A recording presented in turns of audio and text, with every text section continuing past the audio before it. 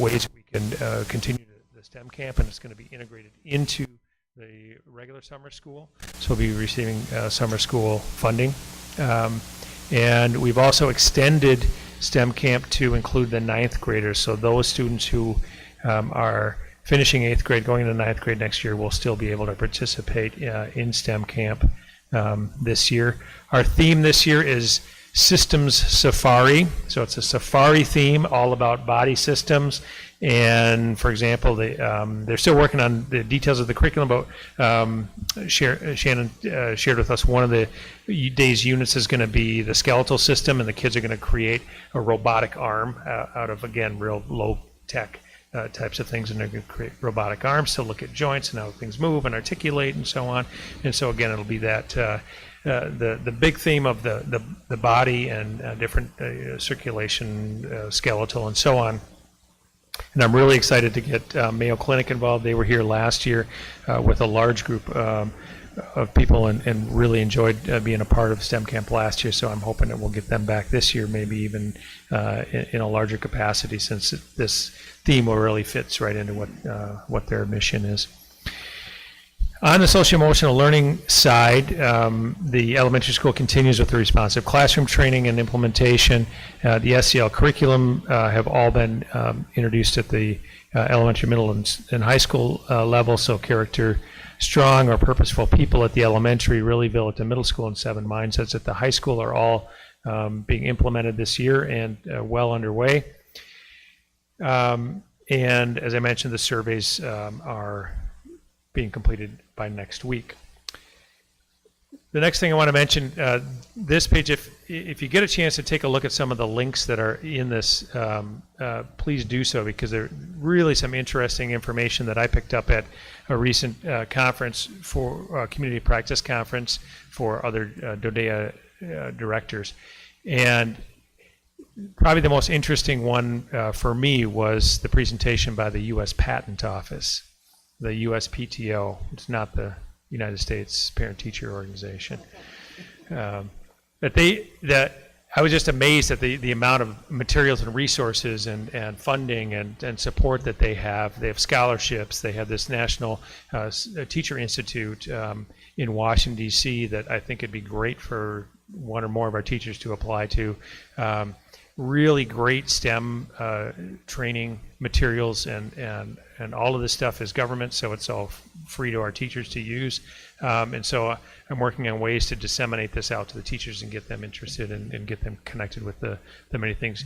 DoD STEM is connected to the Department of Defense, and its purpose essentially is to get kids interested and involved in working with businesses and organizations that are connected with the Department of Defense in STEM jobs.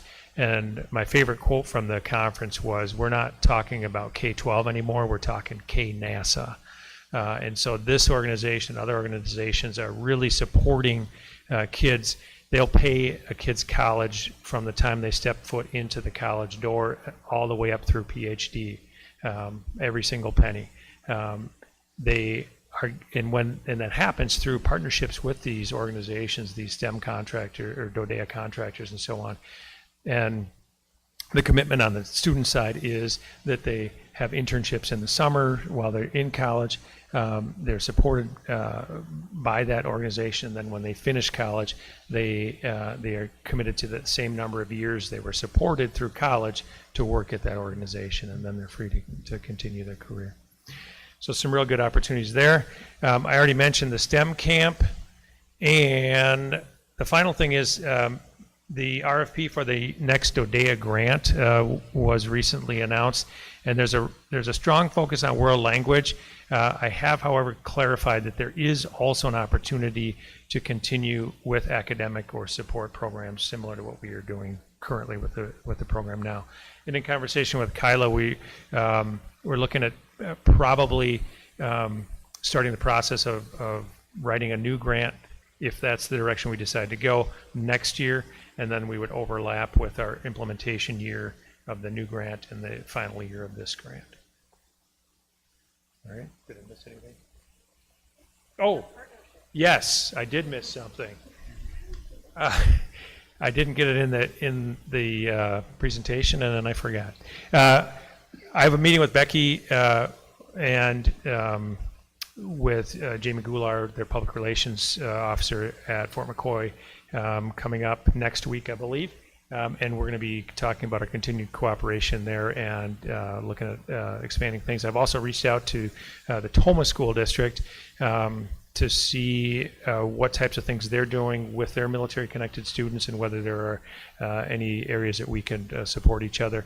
I did also throw the STEM camp information out to them and said it'd be fantastic if Toma would offer that as well, and we could look at some collaborative things there, maybe with field trips and so on. So we're continuing that excellent partnership there as well. So, questions? Questions or comments from board members?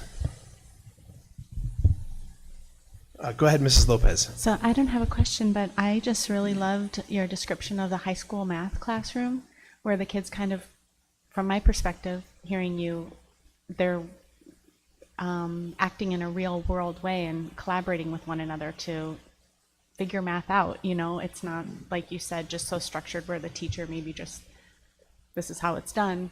They get to do it together, and that, I just think that's phenomenal. So Yep. Thanks for working with that. You bet. Thanks. Other questions or comments from board members? I have a question. Mr. Hendricks, go ahead. As a follow-up to Amy's, because maybe I misunderstood. The building thinking classrooms, I was under the impression that was with middle school, not high school.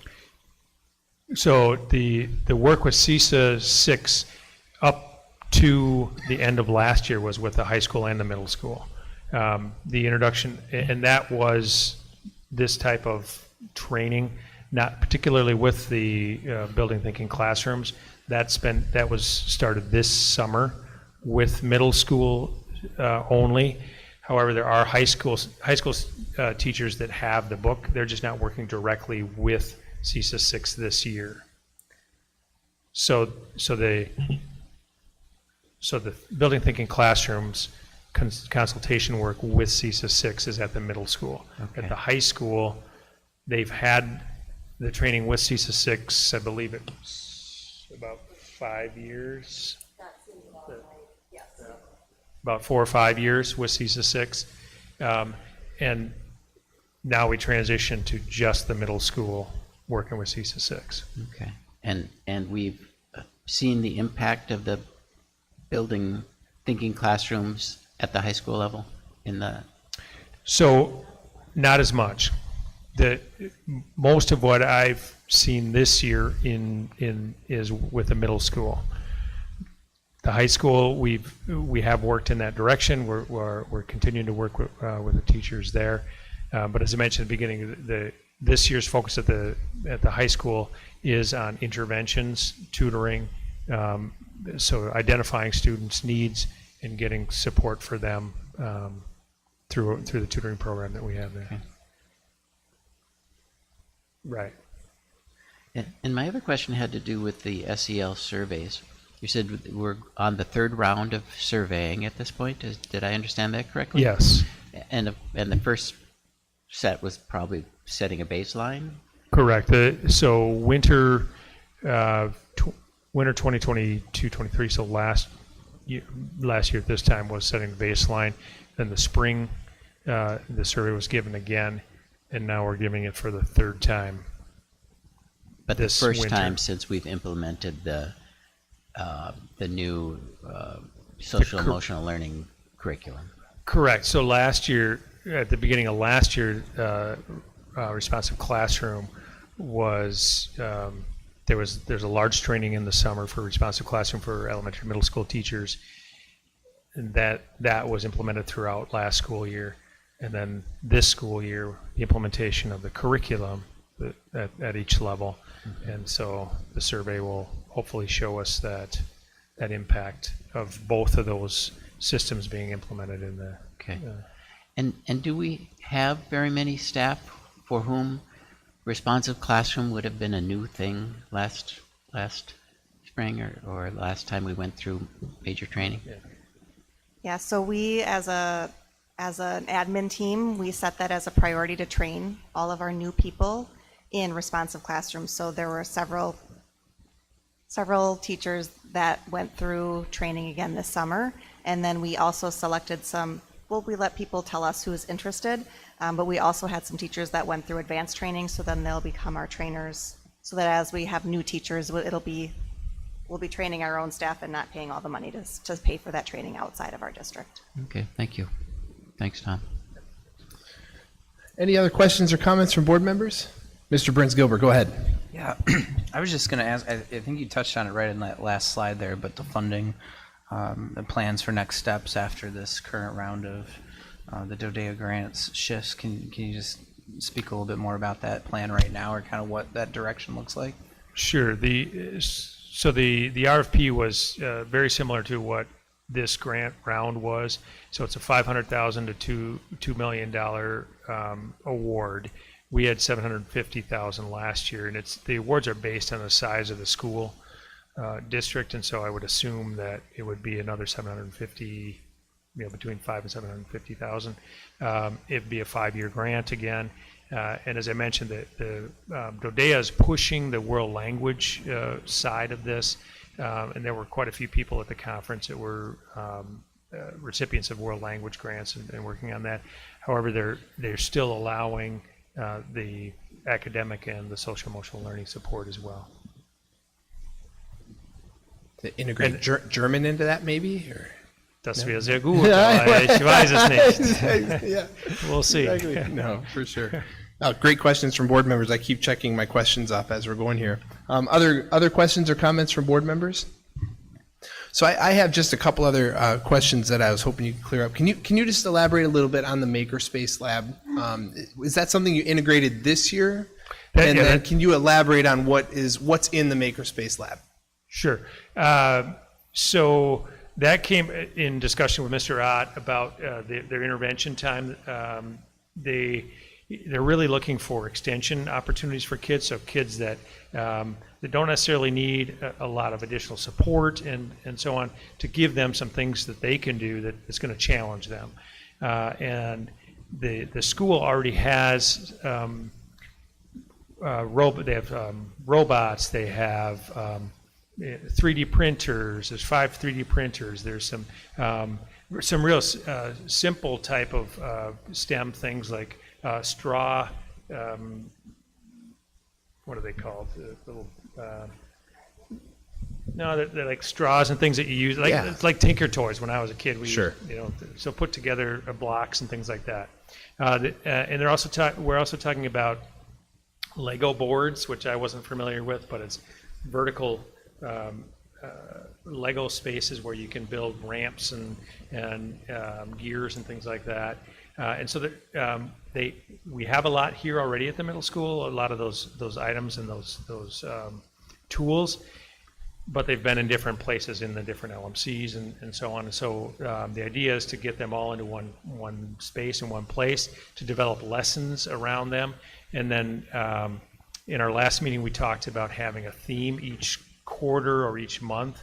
There would be a theme or a challenge, and then the students would come in and use the different things in that lab to address those challenges. Great. All right. Thank you. And then I guess the other question I had when I was looking through the presentation before, I clicked on that DoD STEM link that you have there. There's a lot. I mean, there's a lot in that: scholarships, internships, and I have it up here, apprenticeships.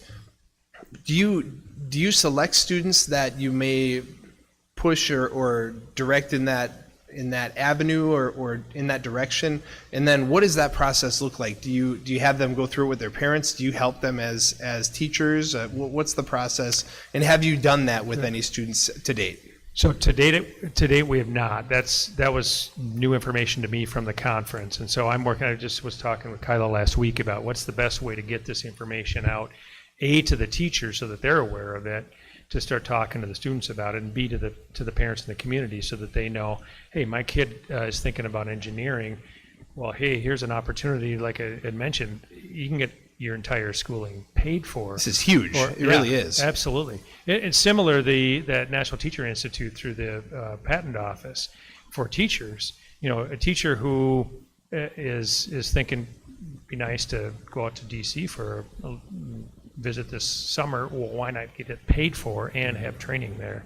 And so we're working on getting that information out through the different avenues of the school district information. Well, and I know right now I can think of a number of students that I think would be phenomenal for this. And so I think from a teacher standpoint or administration, let's take advantage of this, because from a district standpoint, to be able to say we have students that are taking advantage of these STEM opportunities is huge. And Yeah. so if we can do that and broaden that footprint, why not? Yeah. Right. So For thank sure. you for that. Yep, you bet. All right. Any other questions or comments from board members? All right. Thank you, Mr. Chambers. You bet. Thanks, Thank Ms. Mansky. All right. Moving on to item 2B, the WASB convention report. So that's the entire board and Mr. Russ. Yeah, so I just thought I'd give a quick opportunity to the board members who were at the conference to maybe say one or two things about, their takeaways or maybe the topics that they attended, if they would feel comfortable doing so. All right. Any of the board members that were present at the convention that wanted to speak first? Mr. Burns Gilbert, I saw you put your hand up. You go for it. So excited, yeah. Thank you. Thanks, Wendy, for setting it up. Appreciate it. And everyone for being able to join. I think I always have lots of takeaways, so I'll try to keep this short. I think one for me was just one of the first sessions I went to Wednesday morning was a systems approach for school improvement planning. And I gave you all the examples for that, pros and cons, but definitely it's just some more tools in our toolbox as we keep moving forward with that continuous improvement, but also how are we going to be measuring the SEL impact and our focus areas impact. It was really helpful for me to see that laid out in a nice crisp looking graph. The other session, not the other, but one other session that was really helpful too was a school social work collaboration that was set up with the county. It was actually Trempealeau County and GET High School GET School District were presenting about it. But if I heard everything correctly, the way that they presented it, the partnership with the county services allows them to get almost $65,000 of the $80,000 position reimbursed due to those collaborations and the state and federal funding the county has access to that the school district might not. So really helpful there, and also could really complement our SEL work. And also some of the pieces of helping our administrators, helping our teachers, communication, some of those consistencies there too, coming from the licensed clinical social worker versus other roles that we might have that are doing it on top of their other jobs. The other real big takeaway, I think for me, was a session on Friday morning was growing our pipeline, so just strengthening kind of the recruitment and preparation that we provide. To me, I heard all of our employees, how can we help them get trained and get successful for whatever their next step is. Hopefully that's still with us, but really kind of starting at different layers, using some of those collaborations, and whether it be local businesses or other folks in our communities, but really kind of being intentional about growing those pipelines for some of the open positions that only get a handful of applications. So those three, I'll stop there, but also good keynotes, great food, and good conversations. I yield my time back to the speaker. You handled that was within 90 seconds, Colin. That was unbelievable. You set the precedent right there. That was perfect. All right. Any other board members? Mr. Wells, go for it. Our delegate. Yeah. So I suppose I could start. Delegate assembly went a lot smoother this time. I think the general knowledge and getting back to our role is not as the General Assembly, but also understanding the systems that are in place, right? Policy and resolutions and everything that went through.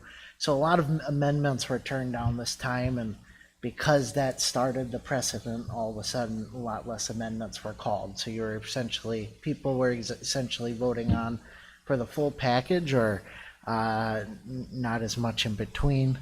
So everything went smoothly. Instead of a 5-hour session and lost quorum, we got it done in a solid 2.5 hours. So it was very great to see that major change. I did show up on Tuesday for the pre-delegate assembly, and through policy and resolutions, and so far there wasn't many hiccups there. And I also attended the pre-workshop, which was a 3.5-hour workshop on navigating challenging discussions, and the main person was there was a mediator. So how can we develop these conversations and be the leaders in our role and navigate those challenging discussions and figuring out what members of our community are actually asking for? 'Cause sometimes they ask 20 things at once, and how can we boilerplate it down to their specific problem and find the solutions they need? Perfect. Thanks, Colin. Appreciate that. Mr. Hendricks, you want to go next? Sure, I will. Great. I went to a couple legislative update sessions. One was from WASB and one was from SSA. The WASB update I felt was a whole lot more valuable. The big takeaway from that is SB 395, which is our Sparta revenue ceiling bill. It was interesting. They commented specifically on that and said that the reason they felt it was stalled currently in committee is because the committee chair didn't feel like he was getting enough support from the bill's author, and the bill's authors were saying they weren't getting enough support from the committee chair. So, I don't know how that's going to get resolved, but it doesn't sound like it's going anywhere fast. I attended the Association for Equity and Funding meeting, and that was pretty enlightening for me. One of the things that I didn't realize during the last budget process is that most groups, agencies, DPI, the Governor's Office, WASB, were promoting the idea of the most money for the most people. And really only the Association for Equity and Funding was pushing for more money for low revenue districts. And so I really think that we should think about joining that group, because we certainly stand to gain the most if they're successful in their position of less money into the tax levy credit and more money into school aids and things. And the only other thing I'll say is I attended the challenges to curriculum and instructional materials in the library. It was long, it was complicated. If we ever have to go down that road, call the lawyers would be the message that I would take back from that. Thank you. Thank you, Mr. Hendricks. I appreciate that. Ms. Behrens? Go for it. I also attended that workshop about the challenges in school curriculum in the libraries, and I agree 100% with John. It's very complicated, and it was Bob Butler that had that one, and he's very, very interesting to listen to. But yeah, there's a lot that we have to kind of tread lightly with. I also attended one on the state of school finance in Wisconsin, and just some figures that were kind of eye-opening to me. The changes to per pupil payments over the prior year. Voucher students, grades 9 through 12, had a change of $3,342. Independent charter schools, it's about $2,100. The special needs voucher was just under $2,000. Voucher students in K through 8 was about $1,500, and then you have public schools at $325 per student. So that was, yeah. And then they also talked about declining enrollment in public schools. 71% of districts have a declining enrollment as compared to 55% in 2006 and 2007. And they're projecting public school enrollment to decline by over 10,000 students annually over the next 5 years.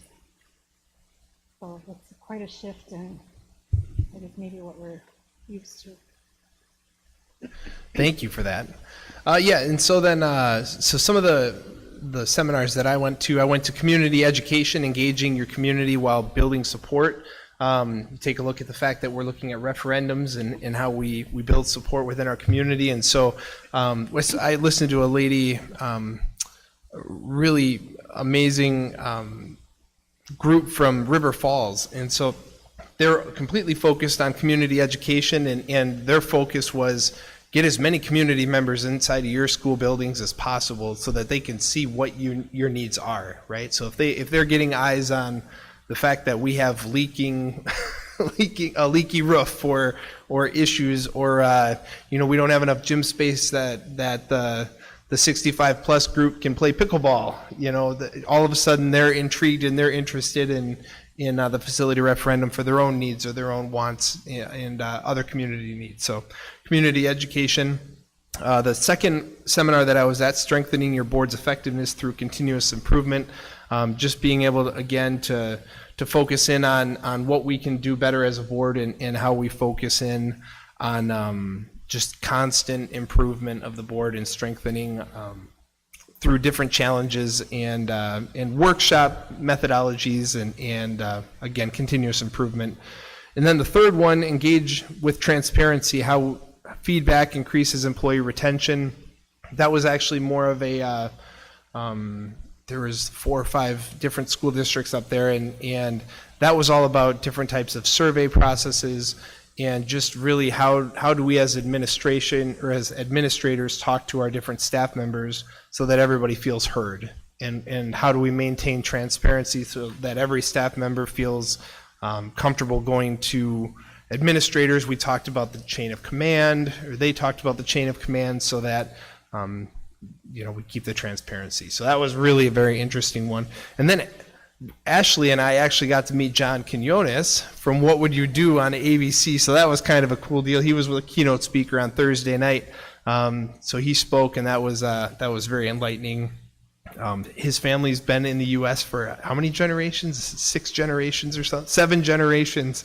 And he said it was interesting that the border actually crossed their family, and so, but just to see how his family, how he grew up, and I mean, it's pretty enlightening, pretty amazing. And he's tall. He's very tall.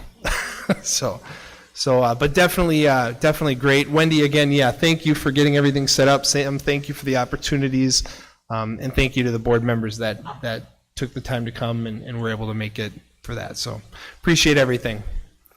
Sam, go for it. Yeah, just to kind of wrap things up, I believe the whole conference for the most part was wrapped around that community engagement, that staff engagement. When you look at our focus areas, they talked about ways how to get more, like kind of Tony said, how do we really get more people engaged into our processes, and how do we get to really know what they're thinking. And focused on, when you look at our focus areas of staff retention and open enrollment, for example, really getting that feedback from the staff through surveys, through open dialogue, opportunities, and the same thing with parents and students. Say, hey, where are we going well, and where are we areas that we can improve for opportunities? But also with the community as well. Attended a session that, they orchestrate a 3-day, 15 to 16-hour retreat for the community. The administration is charged of getting the right people in the room and then take it from there, about with focus areas, with questions and that whole process. But the biggest thing is to get 50 to 100 people in the room and make it very clear that everybody has one voice. You're not a board member, I'm not a superintendent, I'm a community member with an equal voice around. So a lot of good work, a lot of good information, a lot of great dialogue, both with each other there and networking as well. So a really good time, and I echo Wendy did a lot of work to make sure that we are taken care of with that. So thank you for the board members to attend, and I know Pat and Amy were planning on, but it just didn't work out this time. So it went very well. The other thing I was going to say for Pat and Amy as well, the documentation that I received, I'm going to try to upload that and then send that to the entire board, because I know we all went to different seminars, and so I'd like you to have the information that I had. Todd and Colin, you both had documents, right, that you started online, and you shared that with everybody, correct? Yeah, so if, again, Amy and Pat, and I guess the rest of the board, that's all shared with you, so you can go on there and get the notes as well. So. Yeah, the PowerPoints. I plan on doing. I have it up. We just got it today in the email, so I'm hoping to put that whole site that you can go through. Perfect. And if there's a session that looks good, you can click on it, and all the information will be there. That sounds great. Thank you so much for that, Sam. All right, moving along to item 2C, April 2024 referendum update. Mr. Russ and Ms. Hauser. All right, just a quick, this is going to be kind of a standing report for our meetings moving forward, our regular meetings, just to give the board and the community an update where we're at. We're continuing in the planning phase and the communication phase. Every week we meet with Bray in our communication team, which for the most part on our end is Ms. Wilcox, Ms. Hauser, and myself. We're already setting up. We have 3 community engagement sessions already scheduled. And we'll have flyers that'll be going out soon, 2 in the evening and 1 coffee talk at the American Legion in the morning, where we have a list of community groups, school groups, community groups, organizations, and we're going one by one, trying to get on their agenda, trying to get on their, a topic, or getting some time so we can really explain what we're trying to do and get people out to vote. Not about voting yes or no. It is about getting people out to vote, and it's our job to educate them. So really in that planning phase, hoping to have everything wrapped up formally by the end of this month, beginning of February, and moving forward that way. I'm engaging the staff in lunch and after school sessions, listening sessions, to really get their feedback, as well as to get some feedback for the 24-25 school year as well. And we're also going to engage our staff and our kids in educating them as well. I plan on zooming into the grad groups the best I can, maybe going to some morning meetings, zooming in there to really educate our middle and high schoolers, because they're the ones that are going to benefit from this, but they're going to go home and say, hey, guess what, Mom and Dad, Grandma and Grandpa, might be a good, this is the information that was presented, and they can make their own judgments from there. So, very exciting time. It's a lot of busyness, but it's a lot of productive work as well. Ms. Hauser, anything to add?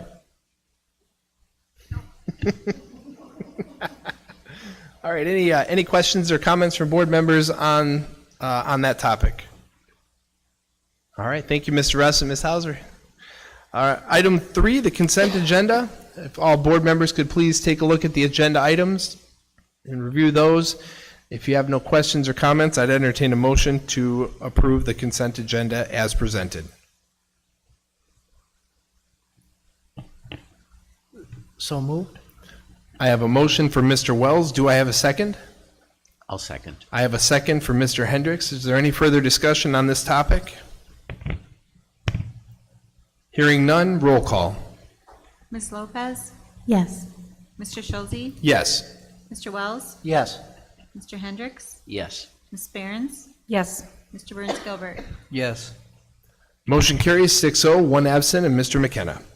Item 4A, discussion and possible action to purchase Herman Playground equipment. Ms. Hauser. There's no changes since the presentation at the committee meeting. I did share with the board the replacement cost for the canopies. Keep in mind, we're not getting all those canopies, but that is the current replacement cost. Are there any further questions? Any questions from board members on item 4A? Go for it, Mrs. Lopez. Ms. Hauser, I was talking to my son about the zip track because he thought that the zip line sounded really exciting. So he wanted to know, is this zip track similar to the one that was over at Southside years ago, or is it more dynamic than that? Like, when I think of zip track, I think of something that someone holds onto, and you kind of have to have your body movement to get it. I mean, I'm just asking, is this something that is equally, quote unquote, exciting for the kids as the zip line? So I do know it's the same seat as what the zip line is. So from that experience, it should be, it's not like now you hold on to handlebars or something. So it's the same seat. I don't know, Toby, if you know of anything different, but from what I understand, not knowing what the old South Side one is that you're referring to, this is the newest, like this didn't exist when we put in Herman's Playground, so it's the newest technology from a playground experience, and it was in response to the issues with the zip line. So, and they've had customers install it and be very happy with it. So I think it will be an upgrade from what we previously knew. Thank you very much. I Yep. appreciate that. Ms. Hauser, if in the motion we're to say not to exceed $104,000, is that sufficient? Yes, that is the exact quote quote that I have. Okay, sounds great. Go ahead, Mr. Russ. And in that motion, it would be to be specific in Fund 49. Yes, thank you. All right, any other questions or comments on this item? Hearing none, I'd entertain a motion to purchase the Herman Playground equipment not to exceed $104,000 and to be pulled from Fund 49. So moved. I have a motion from Mr. Burns Gilbert. Do I have a second? I'll second. A second from Ms. Behrens. Any further discussion on this topic? Roll call. Mr. Hendricks? Yes. Ms. Behrens? Yes. Mr. Schulze? Yes. Ms. Lopez? Yes. Mr. Burns Gilbert? Yes. Mr. Wells? Yes. Motion carries 6-0, one absent, and Mr. McKenna. Item 4C, announcements and information. Mr. Russ. Yeah, we started second semester today up at SHS, so we're pretty much to the halfway mark, so we're on the home stretch. A lot of positives going on in the classrooms, a lot of excitement. Coming off a 4-day week, so now we're kind of hit the grind here for 4 weeks before we have our next day off. But that's great for the kids and the staff to get into the groove. The next 14-day forecast looks fantastic, so we don't have to really worry about those. But that always changes. But no, our co-curriculars are coming into their final month, while others such as show choir, robotics are starting up, and so it's a lot of excitement for our co-curriculars as well, along with our clubs to do their community organizations and their community fundraising. Just a couple of meeting announcements. We are still planning a February 5th workshop for our charter boards. We're working on the on the details and goals of that, but it's going to be the sales board, our board, ISA's board, and Montessori's board in one room, and the DPI is going to be facilitating that. We're just looking at finalizing the facilitation points where we're at. This is really the first time that we've all been together. All the charter agreements are in different places, different language. So it's really about, I believe, working together to say, okay, really understanding the goals and mission and objectives of each board. How do we work together? How can really to strengthen the entire Sparta Area School District? So, and then we have in February the committee of the whole and the full board. Sounds great. Thank you, Mr. Russ. Item 4D, discussion and possible action to move to closed session for administration evaluations and contracts as per Wisconsin Statute 19.85, Parent 1, Parent C, considering employment, promotion, compensation, or performance evaluation data of any public employee over which a governmental body has jurisdiction or exercises responsibility.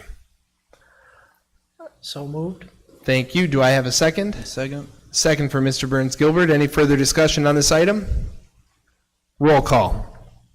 Mr. Schulze? Yes. Ms. Lopez? Yes. Mr. Wells? Yes. Ms. Behrens? Yes. Mr. Burns Gilbert? Yes. Mr. Hendricks? Yes. Motion carries 6-0 and one absent, and Mr. McKenna. We are now in closed session. Mr. Russ? And just for everyone out there, we are going to shut off the live feed and we will not be returning. However, we will be returning to the auditorium area for anyone that's still here to make any announcement or announce any action as appropriate. Have a great evening if you're online. Thank you for everybody coming.